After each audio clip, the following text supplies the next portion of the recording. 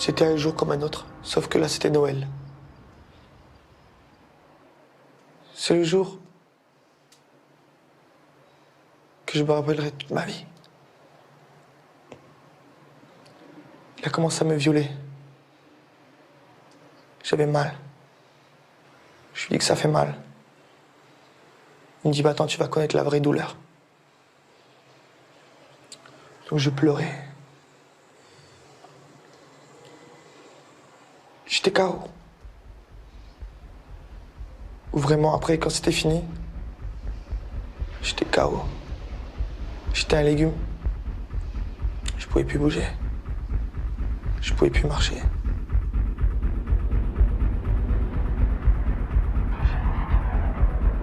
Au sud de Boulogne-sur-Mer, dans le Pas-de-Calais, Outreau, une petite ville de 14 000 habitants, meurtrie par un fait divers sordide qui va traumatiser l'opinion publique et ébranler l'institution judiciaire. Dans ce quartier difficile d'Outreau, tout commence par de la pédophilie familiale. L'enquête très discrète a débuté lorsque les enfants ont été retirés au couple qui ne cessait de se battre. Les petits ont parlé. C'est alors qu'ils révèlent l'enfer dans lequel ils ont vécu.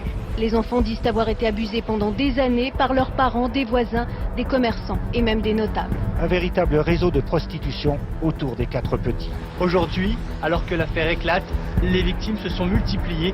Plus de 25 enfants pourraient être concernés. 10 personnes ont été mises en examen. Un prêtre, un couple d'huissiers, ainsi qu'un chauffeur de taxi qui aurait transporté les enfants chez les clients. Dans le quartier, l'émoi est palpable. Bande d'écoles, fais sortir pourriture, salopard, c'est la peine de mort. Tout semble avoir été dit sur cette affaire. Ou trop, ce serait le drame d'adultes accusés à tort d'avoir violé des enfants. Certains ont croupi jusqu'à 3 ans en prison avant d'être acquittés. Outreau est présenté comme un symbole de l'erreur judiciaire. Les présumés responsables de ce fiasco, Myriam Badaoui, mère incestueuse et mythomane, qui aurait accusé tout le monde avant de se rétracter.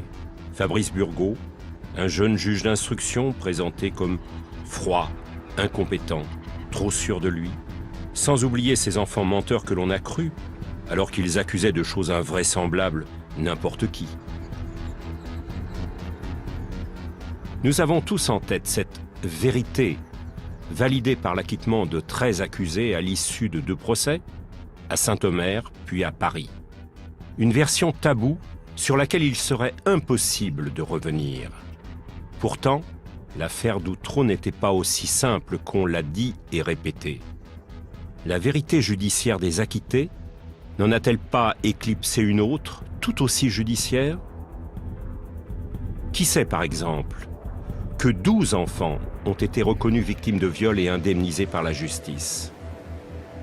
Ces enfants ont été effacés de notre mémoire. Quant au dossier d'Outreau, dense et compliqué, il a été littéralement escamoté. Retour sur une affaire judiciaire beaucoup plus complexe qu'on nous l'a dit.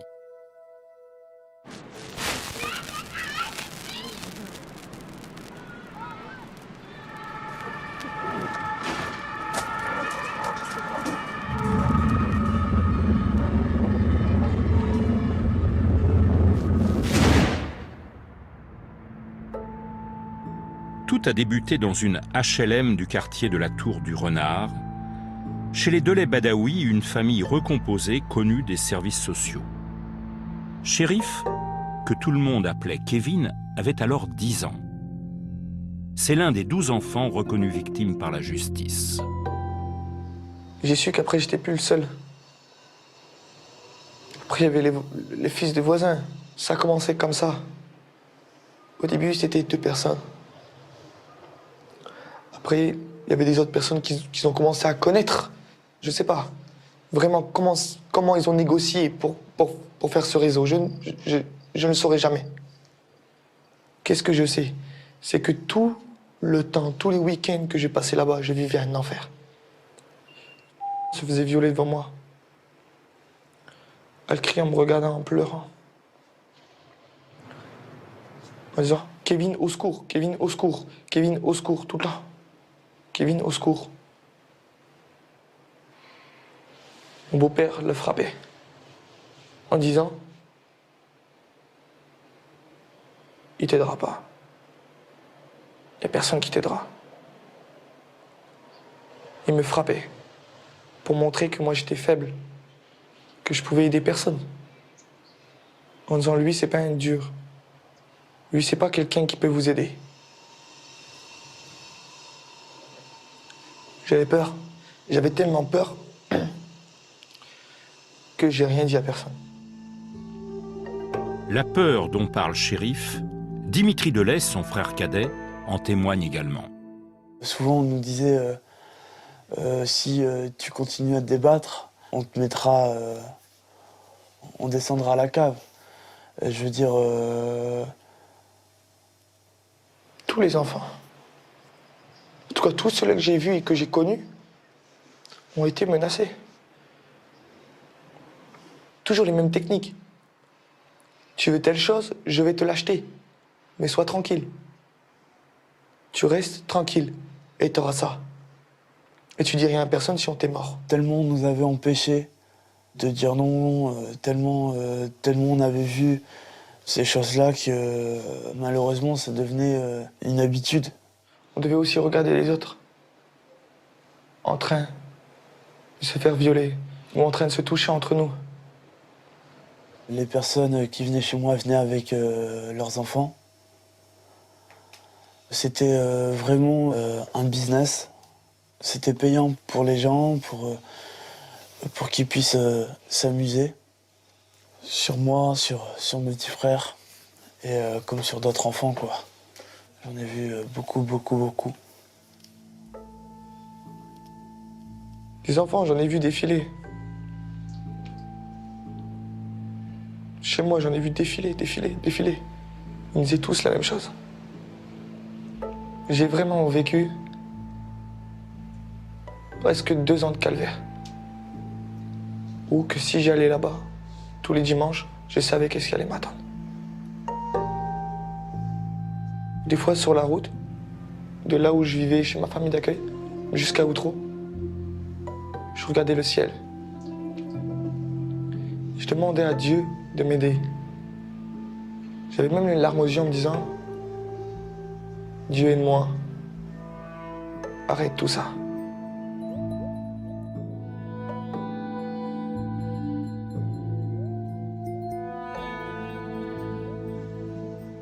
Et après, j'ai coupé les ponts. J'ai fui. J'ai laissé dans la merde. J'ai dit tout à ma famille d'accueil, c'était fini.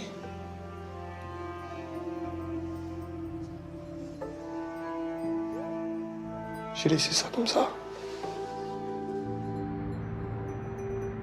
À un moment, c'était un grand jour pour moi, où ça m'a vraiment sauvé. Mon père, donc comme d'habitude, m'envoyait lui acheter des bières. Je vois qu'une personne me tire le bras, que c'est ma mère. Je suis désolé, je suis désolé. Tout le temps, elle s'excusait. J'entends une grande voix qui commence à crier mon prénom. Cette grande voix, tout le monde le connaissait, hein, tout le monde en avait peur. Bah, c'était mon père qui me demandait de remonter pour son alcool. Mon père a commencé par prendre mon petit frère et à le secouer dans le vide. Et c'est à ce moment-là que j'ai vu des voitures arriver, l'assistante sociale. Et c'est de là que j'ai été placé. C'est Dimitri. Lui, il a réussi à en parler.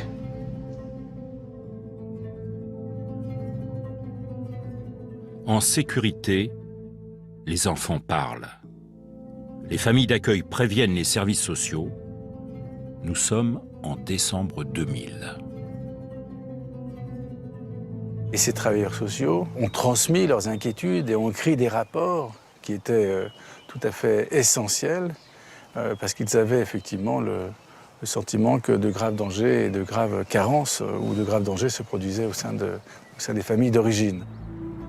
Le procureur de la République alerté, une enquête préliminaire est ouverte. Les enfants sont entendus par des policiers spécialisés de la brigade des mineurs. Les enfants avaient été entendus à plusieurs reprises. Et à aucun moment, la parole des enfants n'a varié. Un enfant ne va pas dire que lui, il a eu la sodomie ou il a mis un sexe dans une bouche. Jamais. On va jamais dire ça. Parce que le mot, c'est des manières. C'est ça qu'il disait. Il disait, viens chez moi, à faire des manières, c'est tout. Donc moi, je dis exactement qu'est-ce que eux, ils me disaient quand j'y allais à leur maison ou quand je restais chez moi enfermé et que je les attendais quand j'étais vraiment tout nu.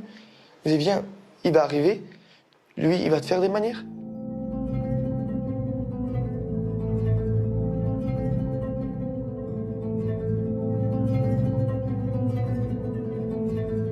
Ce qui ressortait, c'est que ces enfants avaient souffert comme c'était pas possible, chose que nous, on n'a jamais vue. Ces enfants avaient subi des... Vous dites, c'est pas possible. On est des êtres humains, c'est pas pensable, pas... Mais... Je dirais, il y a quand même plusieurs enfants qui nous racontaient la même chose. C'était dur, tout ce qu'ils pouvaient nous dire.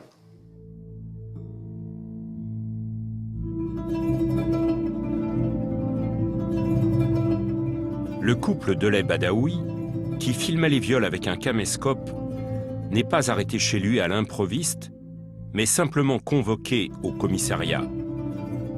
Ce qui lui a laissé le temps de faire le ménage et notamment de faire disparaître les cassettes compromettantes.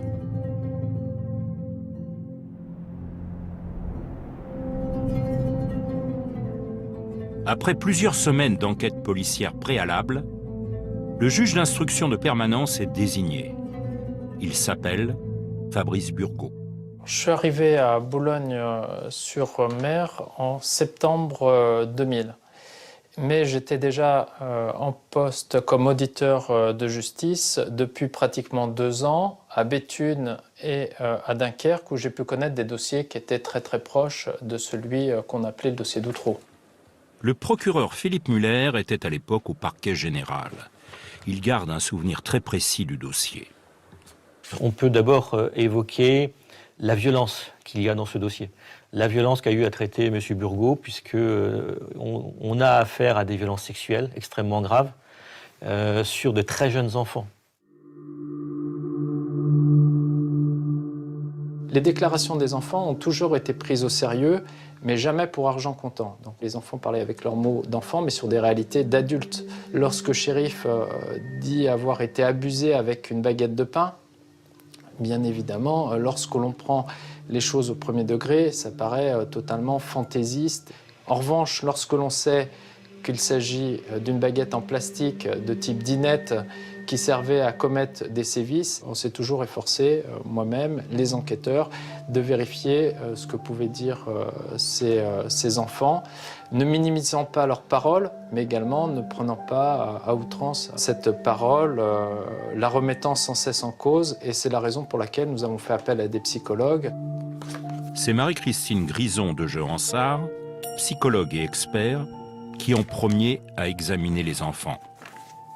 J'ai été impressionnée par les tremblements irrépressibles des enfants qui revivaient les scènes et qui me montraient par terre, dans des postures plus ou moins qu'on pourrait qualifier d'obscènes, ce qu'ils avaient vécu.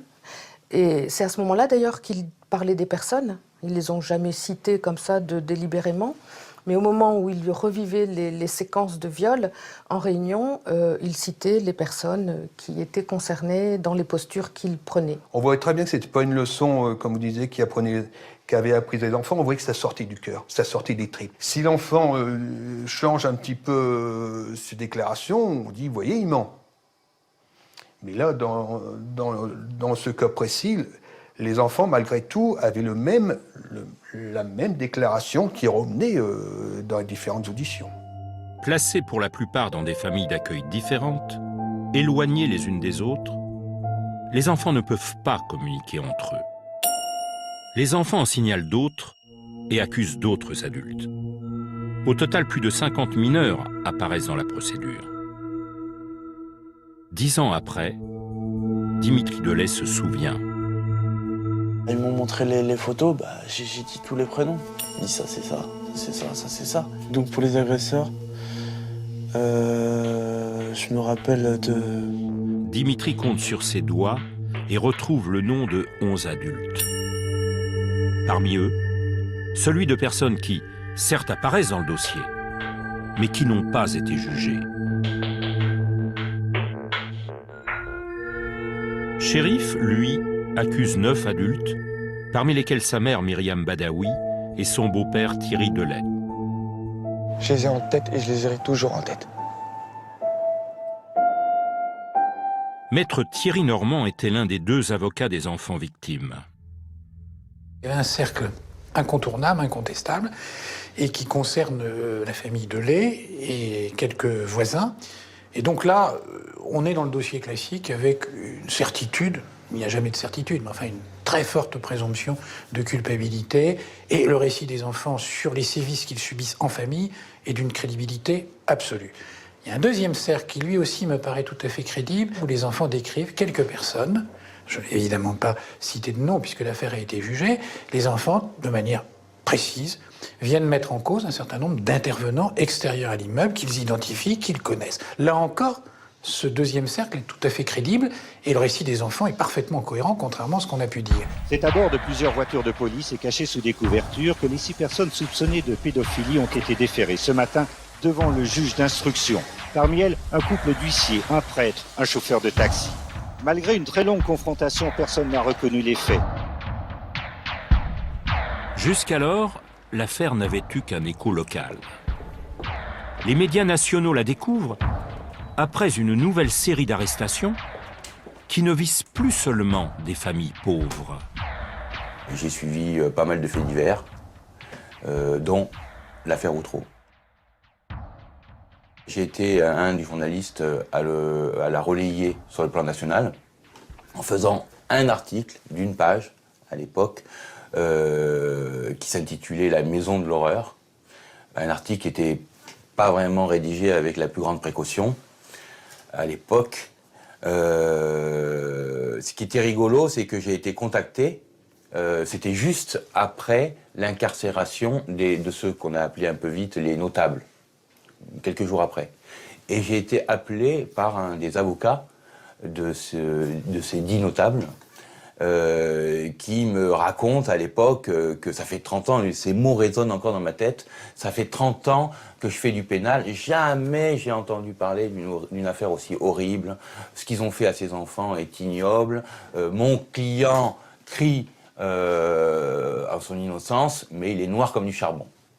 Il me rappelle de ça, il me donne des détails de cette affaire, et je fais un papier, j'appelle le parquet à l'époque de Boulogne, j'appelle les avocats de la partie civile, qui sont beaucoup plus prudents que l'avocat qui défend un de ces notables.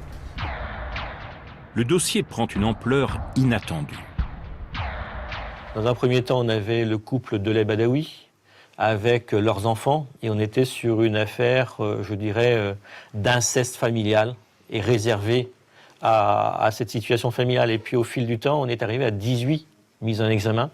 Donc on est parti de 2 mises en examen à 18, ce qui est quand même important, avec notamment 6 femmes. C'est assez exceptionnel de l'indiquer, même si dans d'autres procès, on a eu à connaître un nombre de femmes important. 6 femmes, un tiers de femmes, des femmes qui ont commis des violences sexuelles extrêmement importantes sur leurs enfants. C'est quelque chose quand même difficile à gérer parce que on n'a pas l'habitude d'avoir des femmes mises en cause sur ce type de dossier. Le juge d'instruction doit gérer ce dossier hors norme, sans moyens supplémentaires. En février 2001, je devais avoir aux environs de 100-120 dossiers qui étaient en cours dans le cabinet, sachant que la moitié intéressait des dossiers de pédophilie qui étaient très proches de ce dossier dont j'ai été saisi à ce moment-là.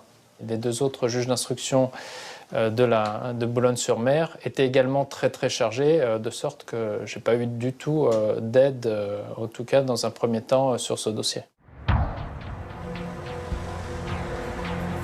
À ce stade de l'instruction, on retrouve ce qui existe dans la plupart des dossiers de crimes collectifs.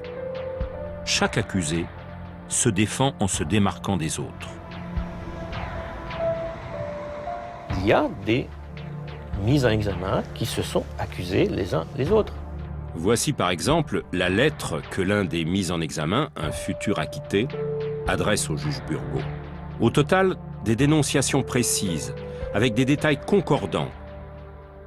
Alors qu'aucune concertation n'était possible entre les accusés, puisqu'ils étaient incarcérés dans des prisons différentes. Les confrontations entre dénoncés et dénonciateurs virent parfois à l'affrontement. Lors d'une confrontation entre adultes, l'un des adultes mis en examen, qui a été condamné en première instance à Saint-Omer, puis acquitté, a dû être maîtrisé par 3 ou 4 gendarmes, compte tenu de la violence dont il faisait preuve à l'égard d'autres mises en examen. Les gendarmes ont eu du mal à le maîtriser, à lui placer les menottes. On est vraiment très loin de la photo des acquittés, posant tous ensemble sur les marches du palais de justice. Les avocats indiquaient que le dossier ne tenait que sur les déclarations des enfants. Ce que j'ai fait immédiatement quand j'ai eu le dossier entre les mains, j'ai fait les auditions des mises en examen, les auditions des victimes, les auditions de témoins. J'ai pris le tas auditions victimes, enfants, et j'ai mis de côté.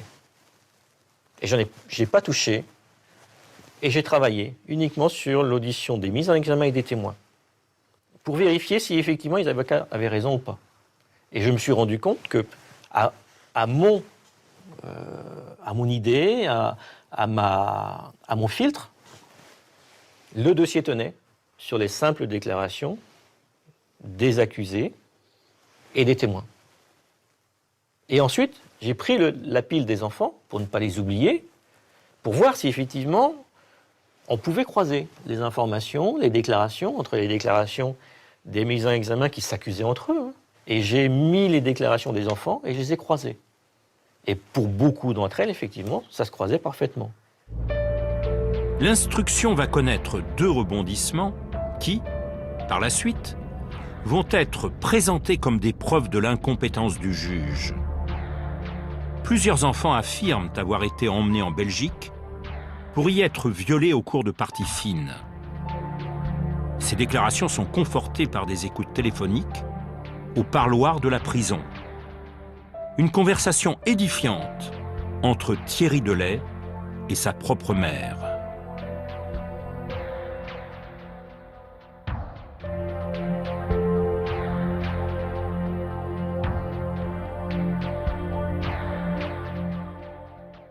La piste belge n'aboutira pas.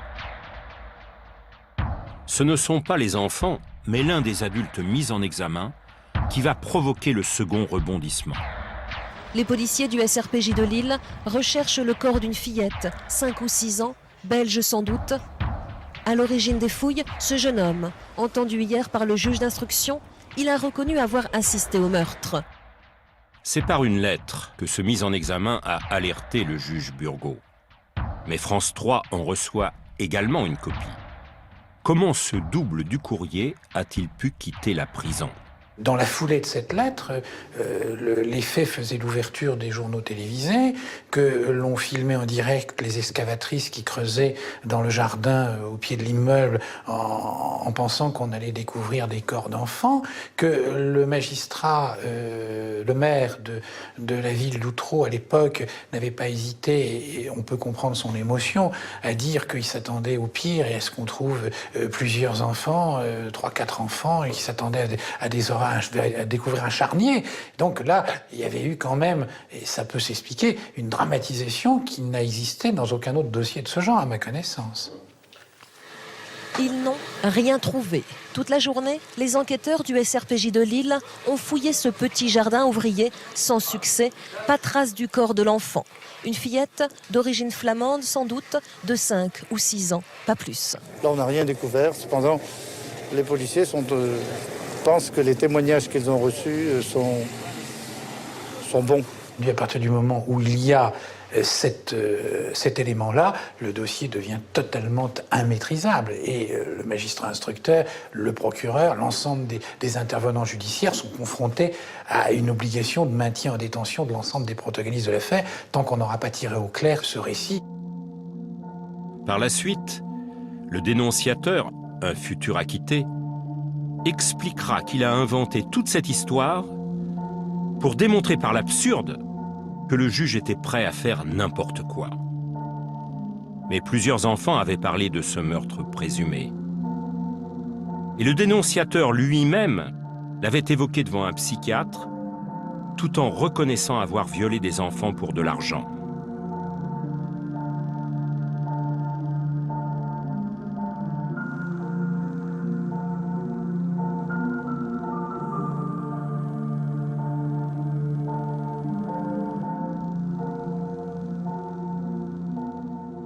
On nous donne des déclarations. Nous sommes obligés, par notre rôle de parquet, de procureur, nous sommes obligés de pouvoir vérifier la réalité ou la non-réalité d'une infraction. Et donc, il était tout à fait normal qu'on demande au juge d'instruction de vérifier cette piste. Magistrate à la Cour de cassation, Pascale Fontaine connaît très bien le dossier. Elle siégeait à l'époque à la chambre de l'instruction à Douai. Ça n'est pas parce qu'on ne trouve pas un élément que pour autant cela n'existe pas éventuellement ailleurs ou que pour autant une recherche infructueuse va venir invalider le reste du dossier. Dans tous les dossiers d'instruction, vous avez un juge d'instruction qui va chercher dans un sens, il ne trouve pas dans ce sens-là, il ferme la porte et il repart travailler. Il y a quand même une étrangeté dans cette affaire, c'est que finalement, on a, de par la parole des enfants, le récit d'un crime qui n'aurait jamais existé, et ce récit est à peu près semblable à celui que fait dans ses déclarations, dans la lettre folle qu'il adresse à FR3 Nord-Pas-de-Calais. Le dossier est devenu volumineux. L'instruction touche à sa fin. Qui doit être écarté du dossier? Qui doit être jugé? Une trentaine de personnes ont eu leur nom cité dans le dossier. Sur ces 30 personnes, il a estimé qu'il n'y avait pas d'éléments suffisants pour une dizaine d'entre elles. 36 adultes suspectés précisément. 1 sur 2 mis hors de cause. Prétendre que l'instruction a été faite à charge ne correspond pas à la réalité du dossier. Fabrice Burgaud a également fait ce même travail d'écrémage, entre guillemets, concernant les enfants. Il a estimé qu'il n'y avait pas suffisamment d'éléments pour que tous les enfants soient considérés comme victimes de ces adultes-là dans son dossier. Avant la fin de l'instruction, Fabrice Burgaud est nommé au pôle antiterroriste à Paris. Une promotion qui témoigne des qualités que la hiérarchie judiciaire lui reconnaît. Nous, on nous vend un juge d'instruction qui bosse bien, qui est jeune. Ce n'est plus le vieux juge d'instruction poussiéreux qui est dans son cabinet. Lui, il est moderne. Et donc d'ailleurs, à lui tout seul, il a résolu une affaire de pédophilie avec des ramifications internationales, avec des dizaines de suspects, des enfants nombreux qui ont été victimes. Donc on nous le présente, on nous le vend comme l'archétype de ce nouveau juge d'instruction. Je n'ai pas compétence à qualifier le travail d'un collègue, mais je dirais quand même que le travail du juge Burgaud est un travail correct. Correct comme tout dossier d'inceste et de violence sexuelle. Il l'a traité comme tous les dossiers qu'on traitait à l'époque. Il n'y a pas eu d'anomalie dans le traitement de ce dossier. La procédure a été suivie correctement. Il a lancé les expertises qu'il fallait. Les auditions et le contenu des auditions, là par contre, je dirais, ont été assez remarquables dans la mesure où vous aviez une partie où le juge Burgaud procédait à l'interrogatoire et procédait lui-même aux questions, et toute une partie qui était laissée à la défense, où vous aviez quelquefois une page, 2 pages, 3 pages, quelquefois une vingtaine, 25 questions posées par les avocats de la défense sur la personne interrogée. Et ils ont pu poser des questions. Ils ont pu effectivement imposer leur vue à l'intérieur des interrogatoires qui ont été menés par M. Burgaud. Et ça, j'ai rarement vu. Depuis ce matin, aux marches du palais de justice de Boulogne, c'est un incessant va-et-vient d'avocats et de prévenus pour des confrontations dans l'affaire de pédophilie de la Tour du Renard à Outreau. La défense contre-attaque. Le juge Burgaud aurait instruit à charge puisqu'il n'a pas organisé de confrontation entre les enfants et leurs agresseurs présumés.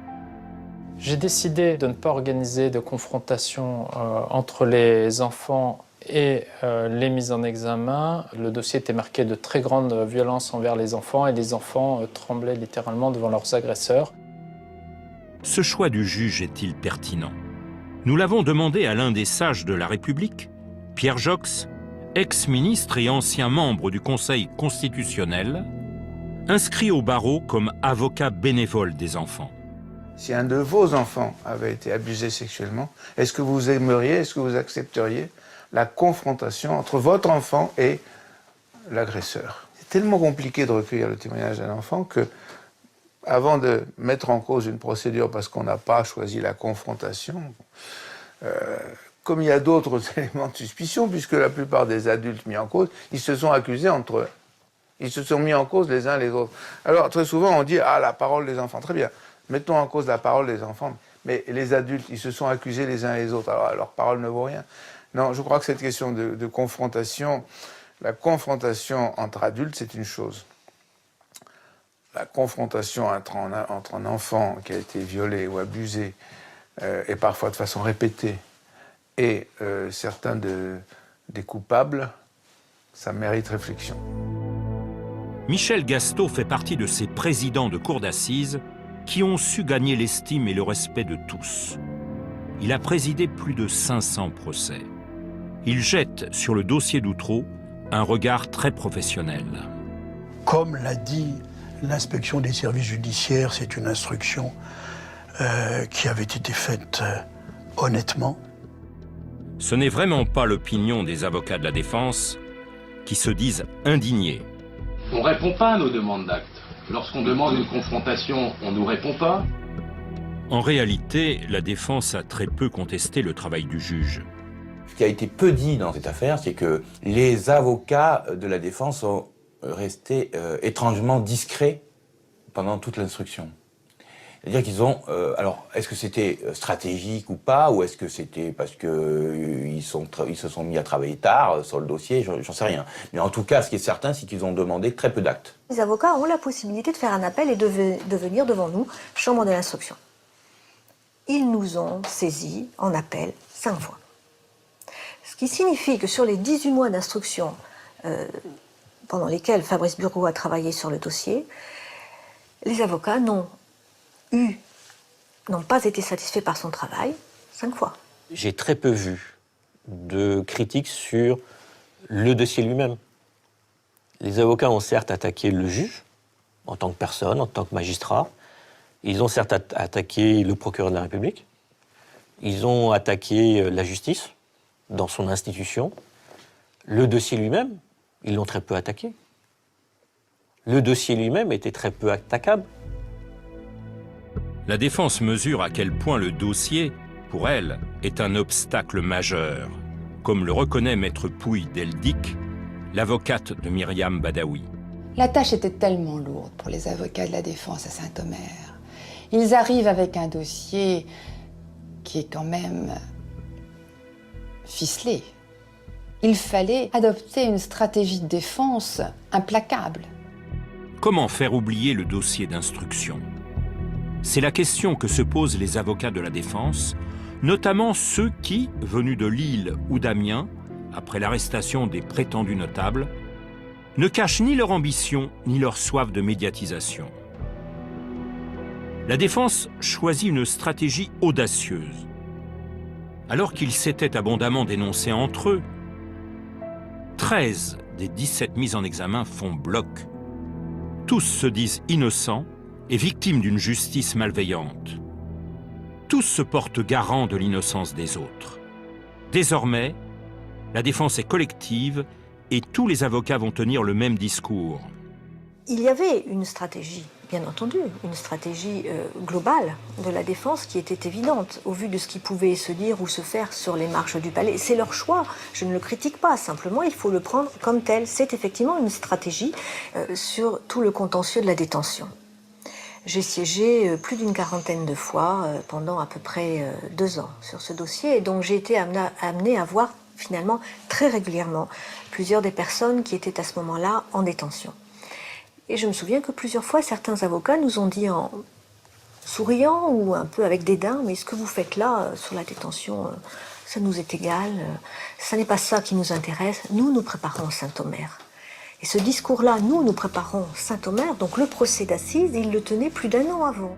Avoir une stratégie commune ne suffit pas. La défense doit également gagner le procès à l'extérieur du palais de justice. Elle doit gagner la bataille médiatique. On a travaillé avec le dossier d'instruction, puisqu'on l'avait sur CD-ROM, et qu'on allait... Bon, c'était une énormité de dossiers, enfin, il y avait des tomes et des tomes de PV. Donc c'est vrai qu'on était très orientés par les avocats de la défense qui nous montraient à chaque fois les failles du dossier. Le procureur Éric Morel était alors en poste à Saint-Omer.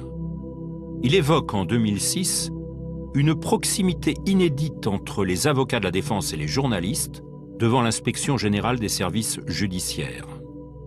Se faire le juge d'instruction, oui, ça a été dit, je l'ai entendu. Oui, bien sûr. Oui, ça a été dit, c'était évident. C'était dit par qui? Ça, c'est secret professionnel. Mais ça a été dit par des avocats, évidemment. Ça a été dit, oui, bien sûr. Et bon, ça, c'est la règle du jeu. En orientant les journalistes, la défense leur rend aussi service. Quel chroniqueur aurait le temps de lire l'intégralité du dossier? D'où un risque de confondre la parole des avocats avec la réalité de l'instruction. Qui pourrait reprocher à un avocat d'utiliser tous les moyens en sa possession pour obtenir le meilleur résultat possible? Le rôle de l'avocat n'est pas d'obtenir la vérité. Le rôle de l'avocat est de défendre son client. Et entre la défense et la vérité, il peut y avoir un fossé. Le procès s'ouvre à Saint-Omer en mai 2004. Seuls 17 des 18 mis en examen comparaissent, car l'un d'eux est décédé en prison.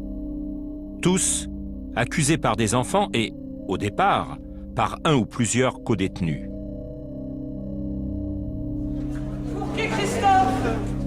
Dès son ouverture, la défense choisit de désorganiser le procès. Elle fait citer à la dernière minute 150 témoins.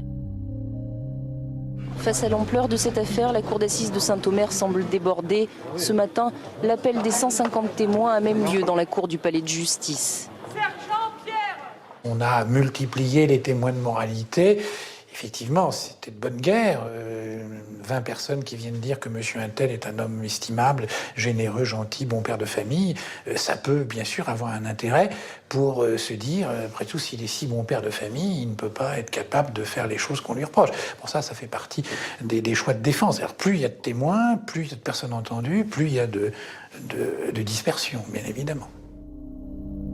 Du coup, plus personne ne sait exactement quand il sera entendu. Les enfants et les experts attendront parfois des heures, voire des journées entières avant de déposer à la barre. Quant à la salle d'audience, elle est très curieusement aménagée. Comme il y avait 17 accusés, au lieu de mettre les accusés à leur place habituelle dans toutes les cours d'assises, c'est-à-dire en face le procureur, dans ce qu'on appelle généralement le box des accusés, au lieu de les mettre là, parce qu'ils étaient trop nombreux, on les a donc mis dans le public. Et qui a-t-on mis dans le box des accusés? On y a mis les enfants. Je ne comprends pas comment les responsables de l'organisation de ce procès ont eu cette idée un peu extravagante de renverser les situations et de mettre les présumées victimes à l'emplacement des présumés accusés et les présumés accusés à l'emplacement du public. Juste à côté des journalistes, où ils se trouvaient d'une certaine manière spectateurs de leur procès, alors que les enfants se trouvaient eux, confrontés au regard de tous. On s'est dit, mais on a commis une erreur. Mais ça a été une erreur vraiment involontaire, c'est-à-dire qu'on n'a pas cherché à placer les victimes en tant qu'accusés. On a cherché à trouver une solution pour tenir le budget. Et dans la symbolique judiciaire, c'est même très compliqué parce que les professionnels sont habitués à pratiquer dans un rituel immuable et la disposition des lieux n'est pas innocente. Ça joue un rôle sur l'évolution d'une affaire. Donc là, pour des raisons pratiques, on était tout à fait hors norme. Non seulement les repères sont brouillés, mais le procès lui-même est déséquilibré. Les accusés sont défendus par 19 avocats, alors que les 15 enfants n'en ont que 2. À partir du moment où je pose une question à un témoin, mais que derrière ma question, 10 confrères veulent également, pour la défense, veulent poser une question à ce témoin, on en retire l'impression que finalement, la parole est plus donnée à la défense qu'à la partie civile. Et la défense va littéralement prendre le pouvoir.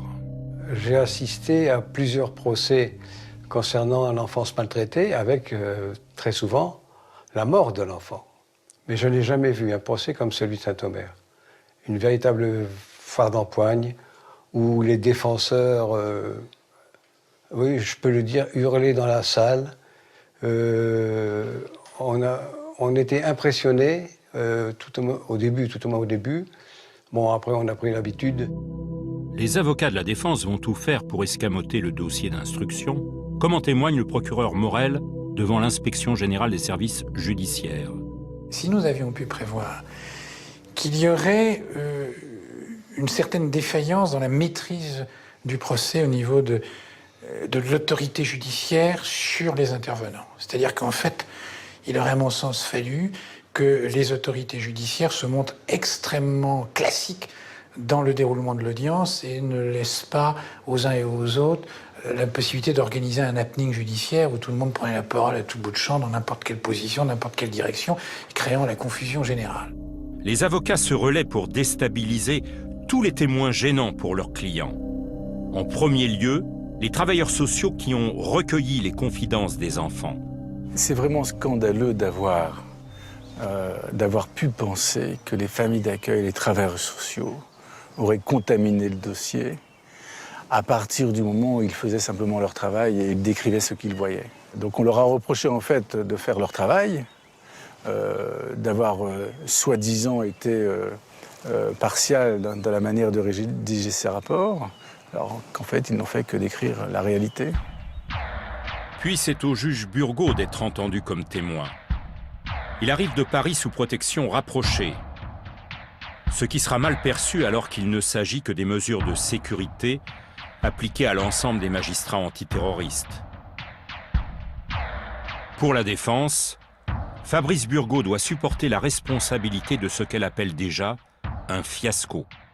La déposition comme témoin à Saint-Omer a été très difficile. C'était dans un climat d'hostilité très très fort de la part de la défense qui cherchait à me démolir, qui attaquait non pas le travail qui était fait, mais plus pratiquement ma personne, la personnalité, la façon dont j'étais habillé. Notamment, les médias critiquaient le fait que j'avais un costume trop grand pour moi, avec tout ce que ça impliquait, notamment que le dossier était beaucoup trop important pour ma petite personne.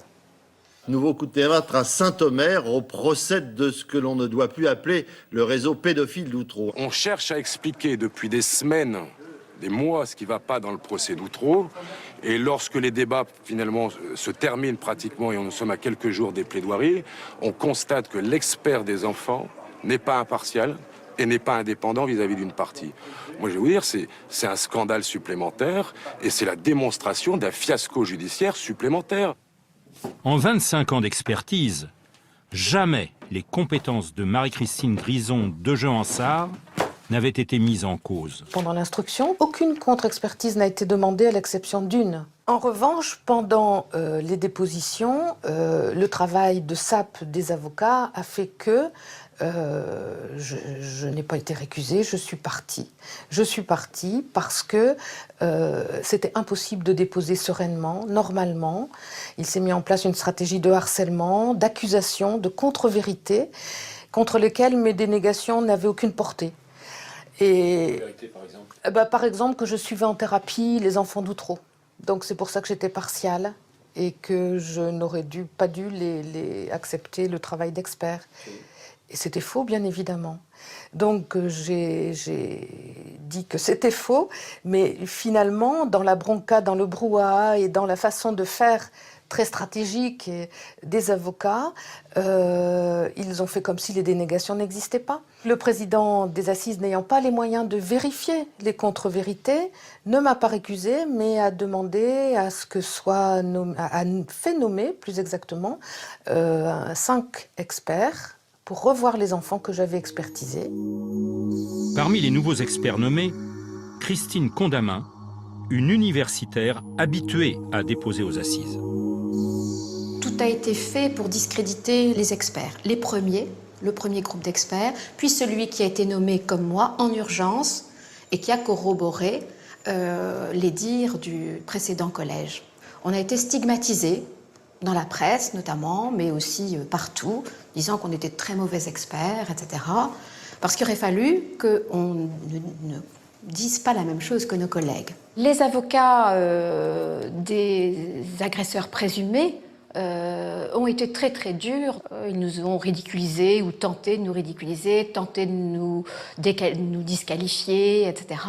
Tout comme ce que disaient d'ailleurs les enfants. Nous sommes des adultes, mais les enfants, des enfants très perturbés par leur vécu, sont très vite déstabilisés. Et là, tous les enfants à Saint-Omer avaient été déstabilisés par les questions qui leur ont été posées. Il faut être très respectueux avec ce type d'enfants, ce qui n'a pas du tout été le cas à Outreau. Le début de journée décisive dans le procès d'Outreau. La Cour a commencé à entendre les enfants victimes de viol. Ce qu'on attend simplement, c'est que la défense, et je crois que mes confrères le feront, les interroge avec tact et délicatesse.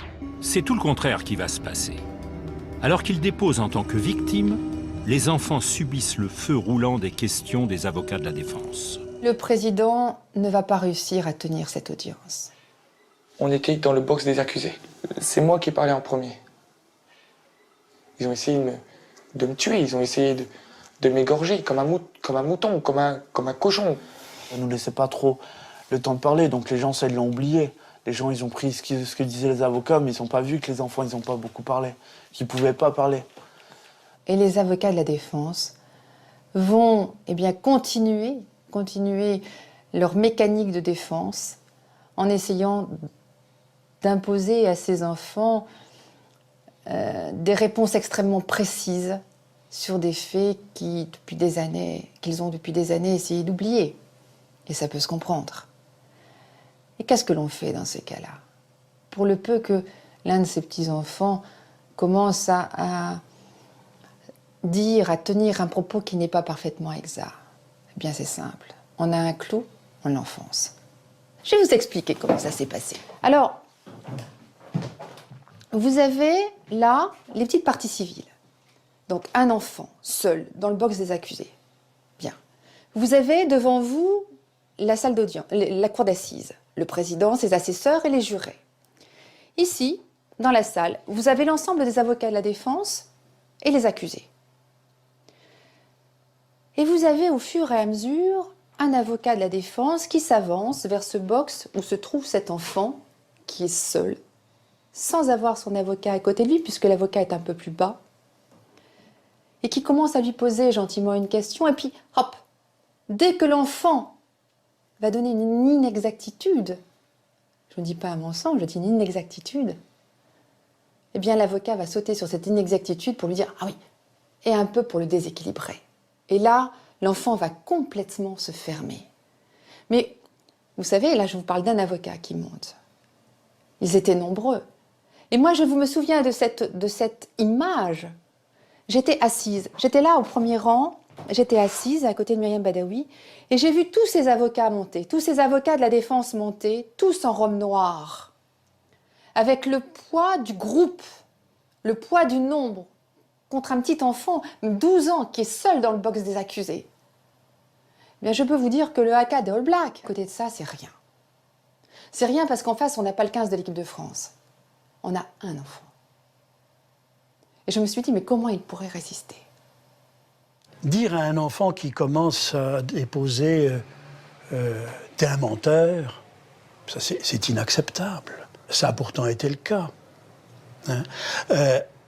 Qu'on dise ensuite, par un ensemble de questionnements, l'enfant a menti pour telle et telle raison, bien entendu, ça c'est le travail de l'avocat. Mais faire fermer la bouche de l'enfant en l'impressionnant, ben ça, c'est tout sauf la justice. Il m'a dit, est-ce que tu en as conscience de tes problèmes psychologiques, par exemple? Je lui dis oui. Je lui dis comme un enfant, je dis oui. Mais je lui réponds, à cause de votre client, j'ai des problèmes psychologiques, je ne dors pas. J'ai des médicaments. J'en ai plein gobé tous les jours. Des fois, j'ai des piqûres à faire pour 2 semaines où je suis un légume. Mais c'est votre client qui me l'a infligé, c'est tout. Pour pas voir son visage. Ou pour l'oublier. C'était sa première et sa dernière question. Il y en a eu des autres, encore des autres. Rien n'est épargné aux enfants. Chérif est contraint à un douloureux face-à-face avec sa mère, dans l'espoir qu'il craque. Elle m'a dit, je te demande pardon de t'avoir aidé ou de t'avoir fait des choses. Mais mes frères ont craqué automatiquement. Je ressentais derrière, je voulais pas les regarder, mais je voulais la fixer, elle. Je lui dis, je vais te dire 2 choses. Et elle continue à parler, je dis, mais attends, tu m'écoutes. Premièrement, je te considère plus comme une mère. Et deuxièmement, je te pardonnerai jamais de ma vie. Jamais. Même si j'ai un jour des regrets. Je te pardonnerai jamais.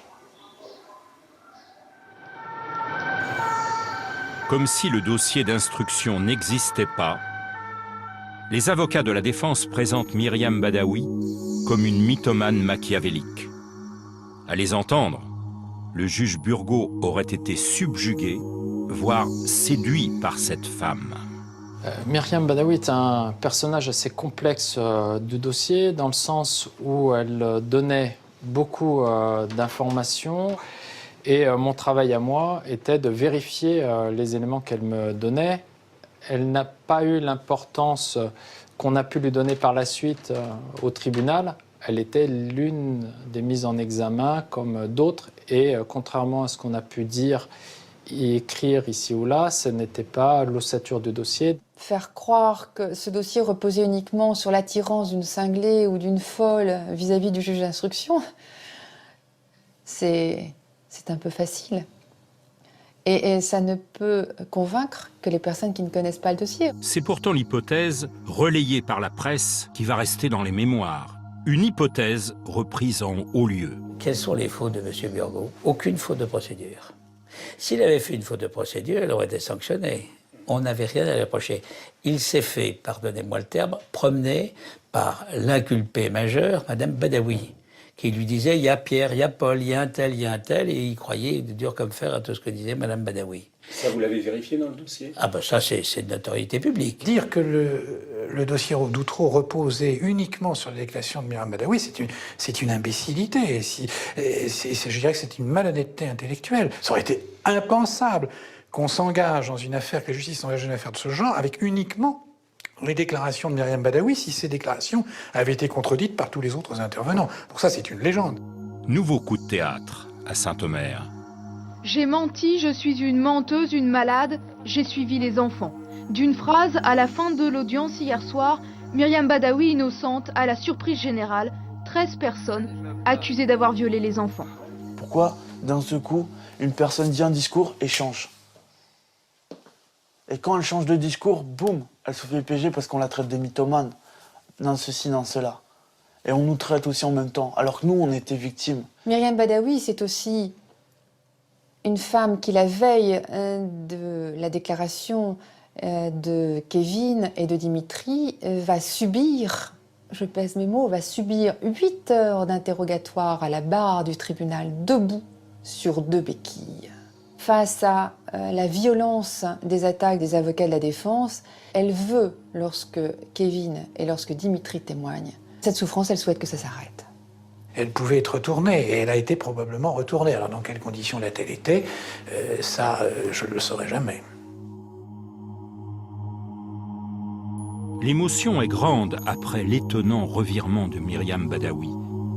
Le ministre de la Justice reçoit une note confidentielle qui rétablit les faits. L'accusation ne repose pas sur la parole d'une seule accusée. L'auteur de la note, Jean-Claude Marin, alors directeur général des affaires criminelles et des grâces, s'interroge également sur l'étrangeté de ces revirements. Il pointe des négociations suspectes qui lui inspirent un sentiment de tractation particulièrement déplaisant. Il faut croire que cette note n'a pas pesé lourd en haut lieu. Fabrice Burgot devient, de fait, le responsable du présumé fiasco. Une fois encore, moi je tiens à dire que ce que vous découvrez aujourd'hui, nous le savons depuis le début de ce dossier. Parce que les mensonges de Badawi existent dans le dossier. L'escamotage du dossier d'instruction derrière Myriam Badawi a parfaitement réussi.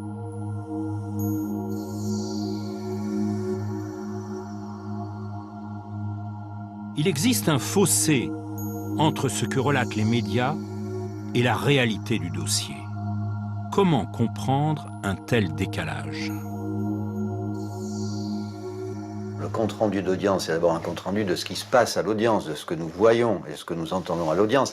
Mais évidemment, il est nourri par ce qui se fait dehors, ce qui se fait à l'extérieur de la salle d'audience. Et bien évidemment, les procès retentissants avec des personnages, des personnalités importantes, ou alors avec des événements forts, se font davantage à l'extérieur, très souvent davantage à l'extérieur qu'à l'intérieur, puisque, vous le savez très bien, on ne rentre pas une caméra, on ne rentre pas un magnéto à l'intérieur de la salle d'audience.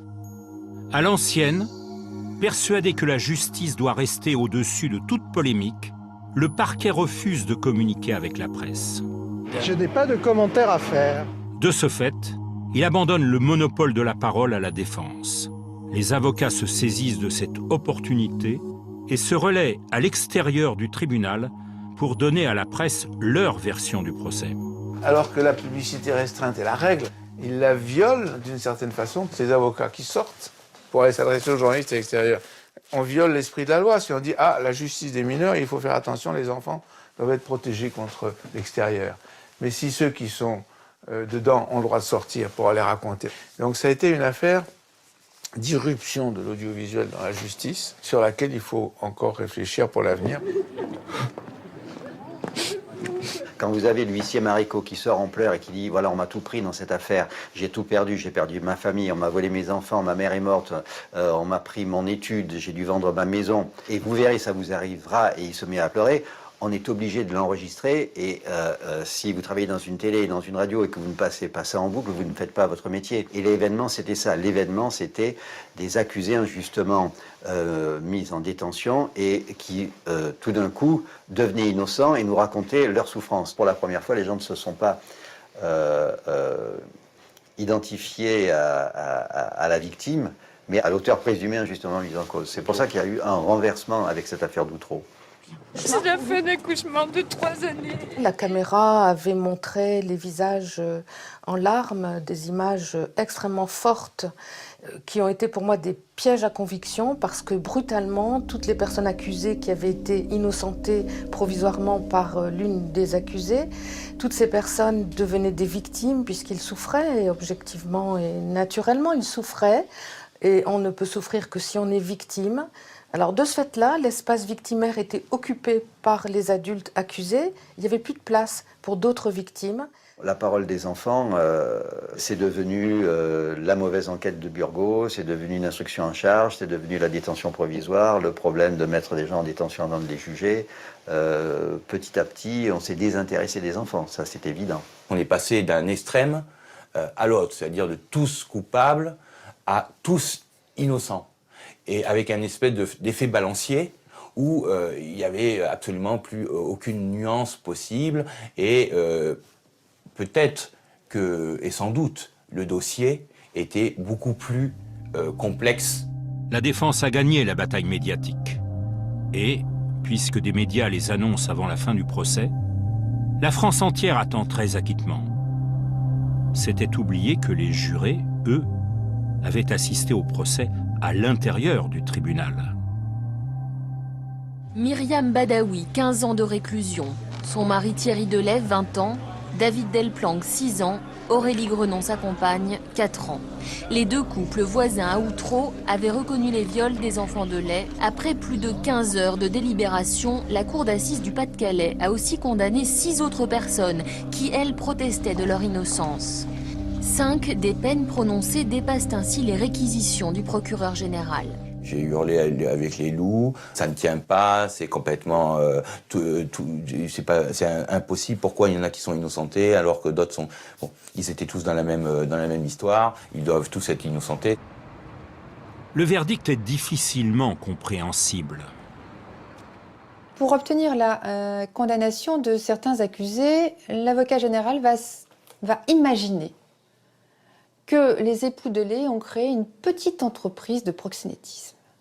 Le problème, c'est que s'il y a une entreprise de proxénétisme, il faut qu'il y ait des clients qui puissent donner un peu d'argent pour obtenir les services de ces jeunes enfants. Et le problème, c'est que les personnes qui seraient capables de donner cet argent, eh bien, ce sont les mêmes personnes pour lesquelles monsieur l'avocat général va requérir les acquittements. Et vous voyez là, il y a quelque chose que je n'arrive pas à comprendre. Ce réquisitoire ne tient pas. 6 condamnés sur 10 font appel. Les 12 enfants violés par les 4 autres, et parmi eux, Chérif et Dimitri, sont donc officiellement reconnus victimes par la justice. Le verdict de Saint-Omer est un succès en demi-teinte pour les avocats de la défense. Ils crient au fiasco judiciaire. Pour ma part, ce n'est pas un fiasco lié à l'acquittement. Je vous ai dit, c'est le fonctionnement normal de la justice. Le parquet poursuit, la cour d'assises, le tribunal relaxe ou acquitte. C'est normal. Par contre, la façon dont la cour d'assises a été menée, les débats qui ont fait que les enfants ont été encore malmenés en audience, là réside effectivement peut-être la grosse difficulté, en tout cas qui pour moi est importante. Et là, on peut parler de fiasco, à savoir que la tenue des audiences n'a pas été ce que la justice a montré de mieux. Dès qu'a été connue la décision de la cour d'assises de Saint-Omer, que 10 présumés coupables sur 17 ont été condamnés, il y a eu un sentiment qui n'était pas diffus, mais un sentiment assez certain que nous étions dans le cadre d'une erreur judiciaire. À Paris, tout le monde s'attendait à ce qu'il y ait beaucoup d'acquittements. Ça n'a pas manqué. La suite, comme le prévoyait le garde des Sceaux, s'apparente à la chronique d'un acquittement général annoncé. Contrairement à l'usage, le parquet ne fait pas d'appel général, si bien que les 6 condamnés qui ont fait appel sont rejugés seuls, ce qui prive la seconde cour d'assises d'une approche globale de l'affaire. Et c'est Paris qui accueille le procès en appel, comme pour lui donner une dimension nationale. Pour moi, c'était « Ah ok, tu veux faire appel, donc ça veut dire que tu veux essayer de faire comprendre aux gens que c'est pas vrai. » Mais dans ma tête, je dis « Tu vas t'en prendre pas encore plus la gueule. Il y a des violeurs ou quoi qui font appel, ou même des meurtriers. C'est pour faire le malin. Souvent, on dit « Tu veux faire le malin, tu vas tomber dans le ravac. » Donc toi, tu t'es pris 7 ans, maintenant tu vas te prendre 14 ans. Parce que tu te fous de notre gueule. Novembre 2005, le procès en appel s'ouvre à Paris. Les enfants ont été interrogés de même façon, très violemment. De toute façon, ils étaient dans un état de grand traumatisme judiciaire, je dirais. Ils ne voulaient pratiquement plus parler. J'ai attendu des heures et des heures et des heures avant de parler. Quand ils m'ont appelé, je regardais au carreau, il faisait déjà nuit. Ils ouvrent la porte, j'arrive, et là, tous les accusés me regardent. Ils me regardent rentrer. Mais moi, j'y étais cool. J'y étais comme un soldat. J'ai vraiment mis ma tête haute et je suis parti comme ça en regardant. En face de moi. Je mets mes 2 mains sur la barre. Il me dit, tu pourrais dire ton nom, ton prénom, ta date de naissance. Donc j'explique encore le bar à train. Il me dit, est-ce que tu te souviens d'eux? Je dis oui. Il me regarde et me dit, tu pourrais me nommer par numéro. Qui tu connais? Par exemple, ce numéro. Donc c'était à peu près la... Qu'est-ce qu'elle t'a fait? Il fait, hop, c'est parti. On me coupe la parole. Les avocats de derrière. Où il n'y a personne, même mon avocat, moi, qui a pris ma défense. Mais il faut se mettre dans la tête d'un enfant de 14 ans. On l'insulte de mytho. Tu es comme ta mère. Pour la France entière, ta propre mère de sang est une mythomane et un monstre. Donc, je suis un monstre. Et après, on te pose la question, qu'est-ce qu'il t'a fait? Je sais plus. C'est qui elle? Je sais plus. C'était ma mère. Et je sais pas. Pour faire rire la salle, l'avocat général va jusqu'à demander à Cherif s'il a été violé par des extraterrestres. Le plus important dans toute cette affaire, je pense que c'est la parole des enfants. C'est vraiment un truc qui m'a fait du mal de savoir que des gens pouvaient se permettre de juger des victimes. Un climat délétère. L'expert Christine Condamin reçoit même des menaces de mort. Elle n'obtiendra aucune protection. Nous, les experts, on a été interrogés. C'était surréaliste. La présidente de la cour d'assises a lu en riant mes expertises. Elle a lu en riant. Et elle a dit, de toute façon, ce n'est pas la peine que je vous interroge. Et puis les avocats ont commencé à rire. Et voilà. Et c'était tout. Et c'était fini. Ça a été très rapide, en fait. Pour moi, ça a été très rapide. Pour mon collègue qui s'est fait interroger sur la faute d'orthographe unique qui avait été dans son rapport et la faute de typographie, ça a duré 3/4 d'heure. Tous les experts ont trouvé les enfants crédibles. Mais c'est pourtant la parole d'un autre psychiatre qui va être retenue, celle du docteur Paul Bensoussan, cité comme témoin par la défense. Il me paraissait impossible de laisser passer le message que les enfants, parce qu'ils sont carencés, et simplement parce qu'ils sont carencés, sont capables d'inventer des choses comme ça. C'est effectivement la thèse qui a été soutenue par un psychiatre, et un seul, parmi tous les nombreux qui ont été auditionnés par la cour d'assises et qui sont intervenus dans l'affaire, un seul. Il faut quand même savoir que c'est le seul qui n'avait pas examiné les enfants. Le réquisitoire de l'avocat général est si favorable aux accusés que les avocats de la défense vont renoncer à plaider.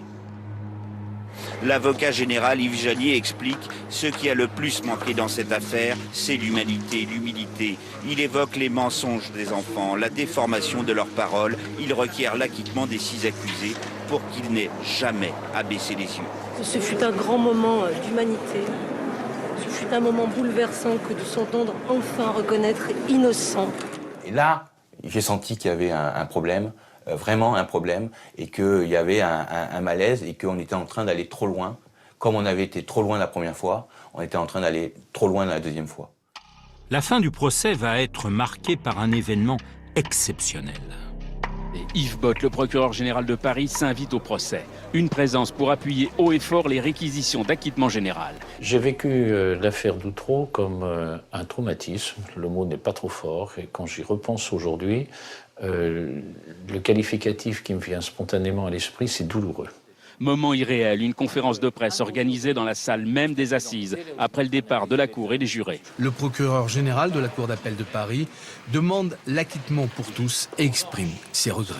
On bascule du hors-norme dans l'insensé. Cette manière de prendre possession, qu'une des parties, fût-elle le ministère public, de prendre physiquement possession de l'endroit du débat, avait quelque chose, chacun fait de son goût la norme, mais de mon point de vue, d'extraordinairement choquant. Le procureur général de Paris, Yves Bott, juriste avisé, aurait-il agi sur ordre du ministre de la Justice?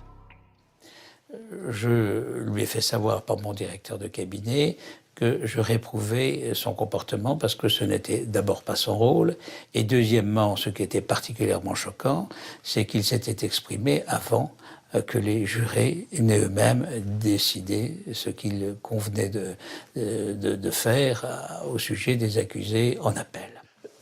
Personnellement, je n'ai pas de souvenir que M. Pascal Clément m'ait exprimé sa réprobation. En quelque sorte, je le regrette presque parce que s'il éprouvait une réprobation et qu'il m'en ait parlé, nous aurions pu nouer le dialogue, mais il n'était absolument pas dans mon pouvoir, et d'ailleurs je ne l'ai pas fait, de présenter les excuses de l'institution. Ça, c'est au ministre de le faire, et d'ailleurs il l'a fait par la suite. Ils ne sont pas encore jugés coupables. mais ils ne sont pas aussi encore jugés innocents. Et demandent déjà pardon devant les télés en France. Et les jurys, qu'est-ce qu'ils vont se dire? Ils sont de notre gueule, eux. On est des citoyens. Donc, on nous a volé. Quelqu'un de la justice nous a volé. Et parlons de M. Burgo. On dit qu'il a foiré, sans preuve. Ou il a fait comme il a pu. Mais Yves Bott, on a la preuve qu'il a foiré. Est-ce que lui, on a dit que lui, il va aller dans la cour ou je sais pas quoi pour avoir sa punition? Ça, non, personne. Personne n'a osé aller le voir en disant hey, toi, tu vas être jugé. Parce que t'as merdé. T'as fait une faute grave professionnelle. Il y en a un qui aurait dû être poursuivi devant le Conseil supérieur de la magistrature. C'est M. Bott. Hein? C'est cette attitude. Enfin, c'était un mépris pour la souveraineté populaire, un mépris pour les juges indépendants. Eh bien, lui, il n'a pas du tout été poursuivi. Il a été promu procureur à la Cour de justice européenne. La politique était venue se mêler dans ce procès. Hein? Il n'y avait pas besoin de ça. Ça pouvait tout à fait être tranché, fût-ce par un acquittement général, mais un acquittement général qui n'aurait pas été fait sous la contrainte, sous la pression politique. À tel point, enfin, là voilà la cerise, qu'on a osé demander. Le procureur a osé faire demander à la présidente de la Cour d'assises de ne pas délibérer plus de 3 heures pour que le résultat puisse être annoncé par M. Clément à la télévision au journal de 13 heures. Enfin, c'est à vomir, à vomir. Les délibérations du jury dureront plus longtemps que prévu. C'est au journal télévisé de 20 heures que le ministre a présenté aux acquittés les excuses de l'institution judiciaire.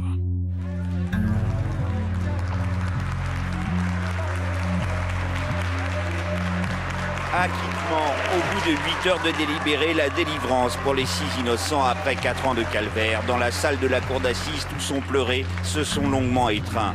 Franck Lavier avait tout perdu, honneur, travail, enfants, tout sauf sa femme Sandrine, unie avec lui pour le pire et ce soir le meilleur. Il n'oublie rien. Il y a eu des tentatives de suicide. Il y a eu des séjours en psychiatrie. Il y a eu des douleurs, des familles brisées, des enfants brisés. Il y a nous brisés. Et tout ce que je peux dire à l'heure d'aujourd'hui, c'est que on a été réhabilité à la civilisation. Qu'un accusé dise, après avoir été acquitté, voilà la preuve que je suis innocent, mes accusateurs ont menti, moi je le comprends parfaitement. Je le comprends parfaitement. Maintenant,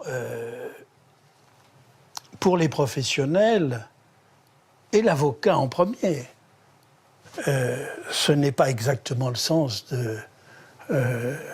de l'acquittement. C'est d'ailleurs tellement vrai que si on devait aller jusqu'au bout, hein, une personne acquittée devrait toujours pouvoir faire condamner ses accusateurs pour diffamation ou pour dénonciation calomnieuse. Ben, c'est rarissime. Hein. C'est rarissime. Il y en a qui s'en gardent bien. Hein. Et preuve que cette affaire est sans précédent, Dominique de Villepin a annoncé qu'il recevrait les acquittés et leur promet une réparation rapide. Chacun des acquittés reçoit une indemnité entre 300 et 500 000 euros. Ce qui fait exploser le budget national réservé aux victimes d'erreurs judiciaires graves. Quant aux 12 enfants qui ont subi des viols répétés pendant parfois plusieurs années, ils se voient attribuer une indemnité 10 fois moindre, 30 000 euros. Accompagnés par leurs avocats pour cette rencontre avec le Premier ministre qui les avait invités. 1h30 d'entretien avec les 7 acquittés de Saint-Omer, les 6 de la semaine dernière. À la sortie, la République veut montrer qu'elle leur fait honneur. Le Premier ministre en personne les raccompagne sur le perron de Matignon. La presse peut alors saisir l'image d'une inédite photo de famille. Alain Maréco, bonjour. Merci d'être avec nous sur le plateau. Les acquittés sont invités sur de nombreux plateaux télévisés. Ils ne se privent pas de critiquer la justice qu'ils estiment déraisonnable. J'attends des excuses de la part des personnes qui nous ont mis en prison. Par exemple, le juge d'instruction. Par exemple, le juge d'instruction. Lâché par sa hiérarchie, Fabrice Burgaud est livré à un lynchage médiatique. Ça a duré pendant des mois, et puis chacun apportait sa petite pierre à l'édifice, je dirais, en mettant la barre toujours plus haut. Je rappellerai que j'ai été comparé à un nazi, Eichmann, par un journaliste de Libération, le journal Le Quotidien, également un terroriste international par Télérama. Et c'est vrai que c'est difficile de vivre ça au quotidien, dans la vie de tous les jours. C'est vrai que c'est particulièrement difficile. Ces 2 journaux ont été condamnés en diffamation. C'était mon honneur que j'avais à défendre. Et je pense qu'il y avait 3 façons de réagir. Soit de tomber dans une profonde dépression, soit d'en finir, soit de remonter les manches et de dire je vais leur prouver que finalement j'ai pas si mal travaillé que ça. Pour la première fois concernant la justice, une commission d'enquête parlementaire est constituée en janvier 2006. La commission n'estimera pas utile d'entendre les enfants victimes. Tout était déjà préparé très en amont pendant le procès. Il est clair que le verdict de Paris était une simple formalité qui était préparée très à l'avance. Devant la commission d'enquête parlementaire, Fabrice Burgaud aurait pu demander le huis clos. Mais il veut s'expliquer en public, c'est-à-dire, pense-t-il, devant les députés et les journalistes. En fait, son audition est retransmise en direct sur les principales chaînes télévisées. Et il était dans un petit salon avec ses 2 avocats. Il était accablé, je me souviens très bien. Il était penché comme ça, la tête dans les mains. Et je suis arrivé, il s'est retourné, je lui ai mis la main sur l'épaule. Je lui ai dit, monsieur le juge, monsieur Burgaud, il était là en tant que monsieur Burgaud. Je lui ai dit, monsieur Burgaud, il faut y aller maintenant. Et en disant cela, je me suis dit, mais c'est exactement ce que disaient les magistrats qui allaient chercher les condamnés à mort. Je vous donne la parole.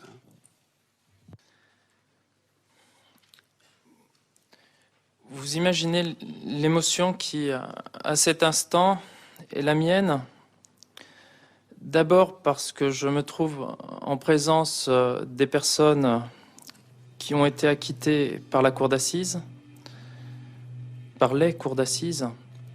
Je pense à ces enfants qui ont été également violés par des adultes qui les ont battus, qui leur ont infligé des sévices épouvantables.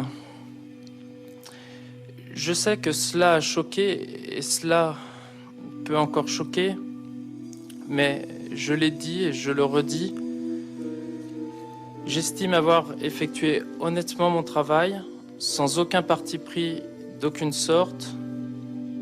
J'ai eu la sensation, alors que je venais pour m'expliquer, que personne ne cherchait à comprendre, personne cherchait à savoir ce qui s'était passé véritablement. Chacun essayait de se faire valoir devant les caméras de télévision. Il est clair qu'il n'avait pas lu une ligne du dossier. Incroyable, le juge d'instruction interrogé comme un malfaiteur. À la fin, l'avocate a demandé de recommencer une confrontation. Oui, et vous avez refusé, alors que la première était faite sans avocat. Oui. Alors expliquez-vous là-dessus, s'il vous plaît. Fabrice Burgaud est sommé de répondre précisément à des questions portant sur des détails, 4 ans après l'instruction, de mémoire, sans avoir pu se replonger dans le dossier. Non, aujourd'hui... Je voudrais des réponses précises quand même à certaines questions. Non, aujourd'hui... D'accord, mais la question est, dans les cabinets d'instruction, comment est-ce que ça se passe? C'est ça qu'on veut savoir. Il n'est pas venu, cet avocat. Moi, je suis pas comptable. Hein. Il paraît que c'est une affaire qui a beaucoup intéressé le pouvoir politique. il paraît, certains pensent, qu'elle a été même utilisée contre l'institution du juge d'instruction. Je n'en sais rien. Ce qui est sûr, c'est que de cette affaire est ressortie une image du juge d'instruction totalement défigurée. Sans doute qu'il y a eu une instrumentalisation, oui. Je pense que là, Burgot et l'instruction, enfin, le juge d'instruction, il y a eu cette idée, on va taper sur le juge d'instruction à travers cette affaire d'Outreau, et c'est tout bon pour, effectivement, pour essayer de supprimer ce juge d'instruction qui, dans certaines affaires, il faut bien le dire, politico-judiciaires, est gênant. Tout le drame d'Outreau, c'est pas Burgot. Le drame d'Outreau, c'est qu'on ait mis en détention provisoire des gens pendant des temps absolument infinis. Hein, mettre des gens 3 ans en détention, eh bien ça, oui. Mais ça, c'est la responsabilité du politique, hein, la responsabilité du bon peuple qui n'aurait pas admis que ces gens-là, au début, ne soient pas détenus. Enfin, on révélait des choses tellement effroyables. Comment pouvait-on imaginer qu'on les laisse ça en liberté? Donc, il y a ça. Et puis en plus, c'est jamais M. Burgot qui a décidé de la mise en détention d'aucun des détenus, d'aucun des acquittés d'Outreau. Ça a toujours été le juge de la liberté, de la détention, et ça n'était pas lui. Alors pour quelle raison tout le monde s'est focalisé sur lui plutôt que sur le juge de la liberté de la détention?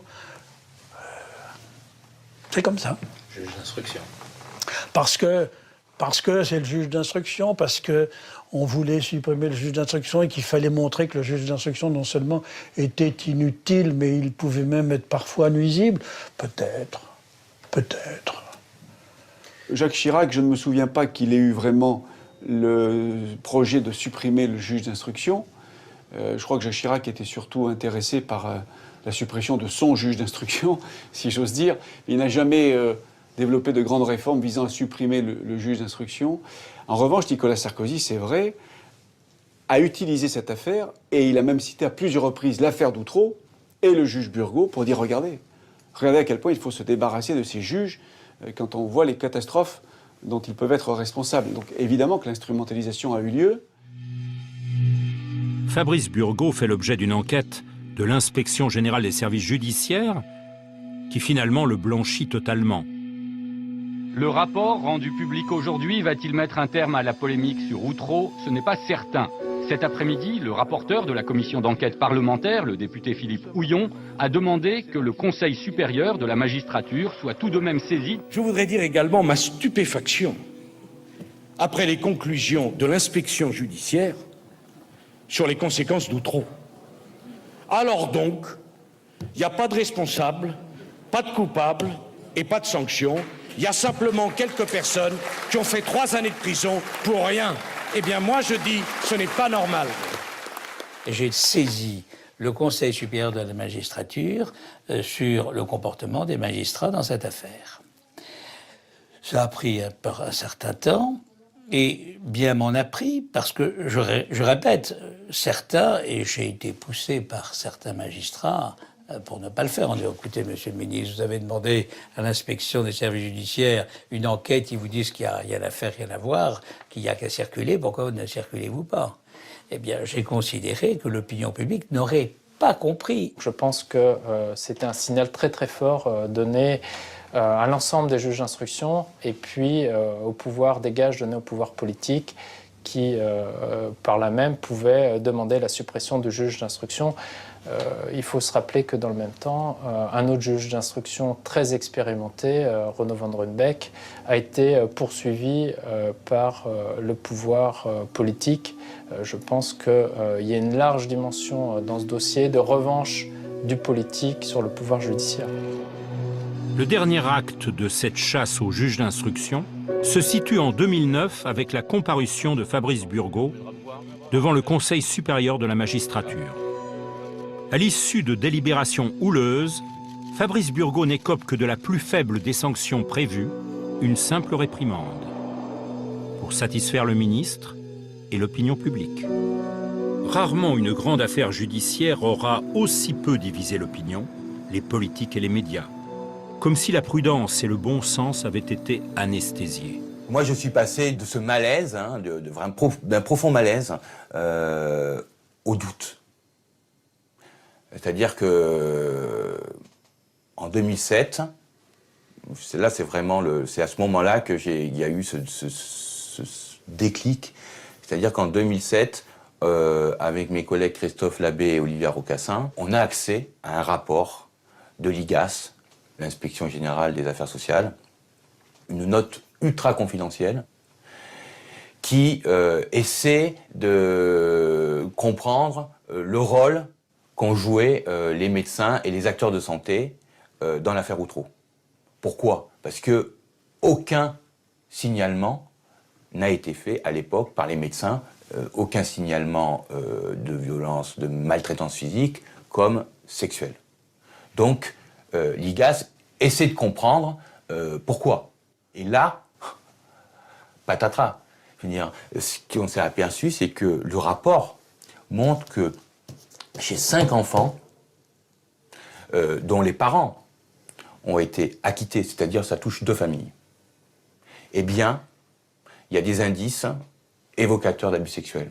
On fait une page et c'est, je veux dire, ça passe complètement inaperçu. C'était pas audible. Outreau est devenu une référence qui pèse sur tous les tribunaux. Une évolution dénoncée en février 2011 lors d'un colloque à la faculté d'Assas-la-Sorbonne. Je dirais que l'impunité d'un agresseur sexuel aujourd'hui est garantie lorsque cet enfant a moins de 3 ou 4 ans. Ça, c'est la réalité judiciaire au jour d'aujourd'hui. Je veux dire vraiment avec force que la sacralisation de la parole de l'enfant, c'est un mythe. Ça n'a tout simplement jamais existé. Et prétendre que Outreau en serait la manifestation, ça, c'est pas un mythe, c'est une aberration. Parce que, quand même, il faut dire les choses pour ce qu'elles sont. Jamais, comme à Outreau, la parole des enfants n'a été à ce point piétinée.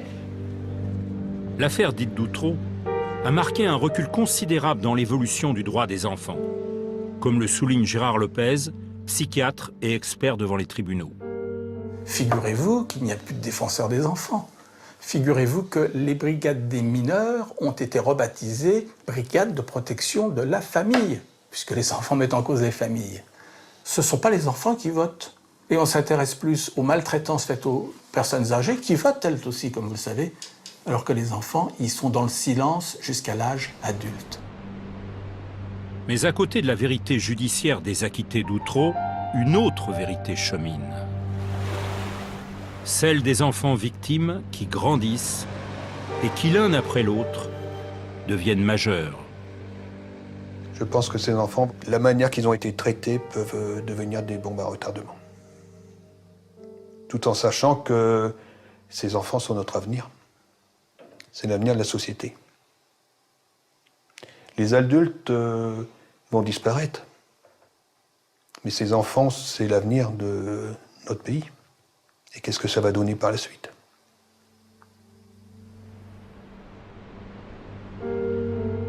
L'avenir de toutes les victimes est entre leurs mains. C'est pas en cachant le mal qu'on vous a fait que vous irez mieux. Et nous, on mérite d'avoir la parole. On mérite d'être soulagé, on mérite de vivre. J'espère que vous déciderez comme moi, comme l'a fait Chérif. Car la chance de pouvoir parler aujourd'hui, c'est une nouvelle vie qui commence.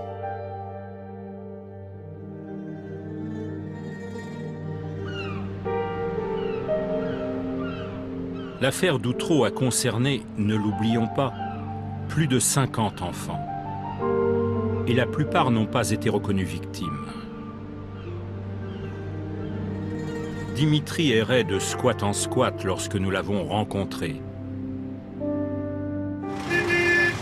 Chérif, lui, c'est au Sénégal que nous l'avons retrouvé.